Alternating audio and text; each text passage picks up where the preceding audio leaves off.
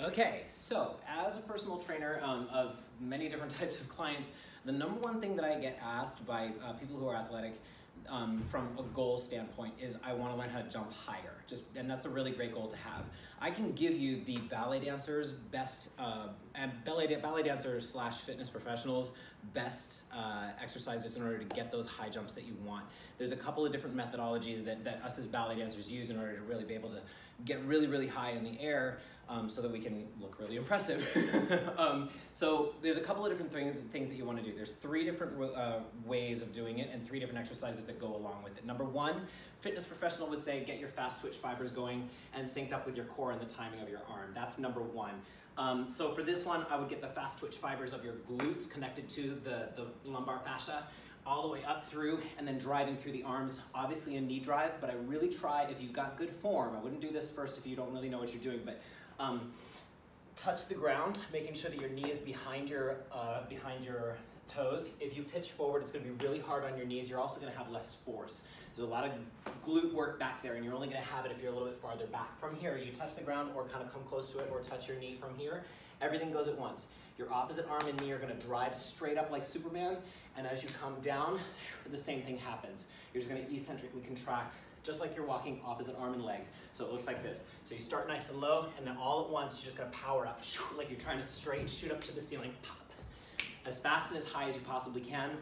Do about like 20 repetitions on one side, 20 on the other side. Take breaks, it's totally fine. You do want to have enough breaks while you're doing this. It's not really about the workout. You want to give yourself time to let the muscle repair before you go for the next set, since you are going for height rather than endurance. Then the second thing that I would go into is your eccentric contraction.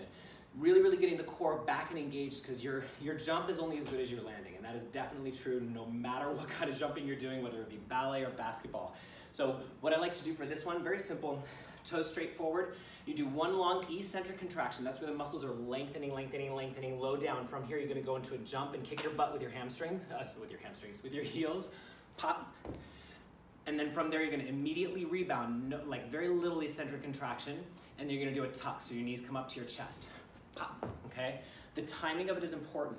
You want to go down, 2, 3, up, and then reset again. Down, 2, 3, really, really sink into it. Slow for the first one, and then rebound right away. So you're getting the isotonic contraction and the eccentric contraction, getting everything working together, and remembering that you're landing, sometimes you'll have time for it, sometimes you won't, but you want to make sure your core is nice and centered for all of those. Again, 20 repetitions. Take your breaks as you need to. Fully rest before you go again, so you have your form in mind. Third thing, this is the ballet dancer's trick. And this is like gold. It took me 15 years of ballet in order to get this one, to get this epiphany. It's not about thinking, I'm trying to jump super, super high. It's about you being in command of the floor, and you're placing the floor where you want it. So I kind of imagine that the floor is kind of like a leg press plate, and I'm placing it where I want it to be, rather than me being the victim of being on top of it, and then just hoping for the best. So what I'm gonna do for this one is I'm just gonna throw the plate away. So hands are gonna go straight up, because the timing of the arms is definitely a part of the jump, and the core definitely helps bring everything together. So you go nice and low, finding that eccentric contraction. I'm going turned out since we haven't hit those muscles yet. Everything's been parallel so far, but you can do this turned in as well. But throw the plate down, just go throw it, throw it. So instead of thinking, I'm going to go this way, I'm actually thinking push that way. And then this becomes the reaction rather than the action. So there's a lot more to that, but it's a really, really great thing. Helped me get my jump super, super high. And I hope it does the same thing for you. Comment below, let me know how it goes for you, and be on the lookout for more videos. There's more stuff like that. If you have any requests, let me know. Thanks, bye.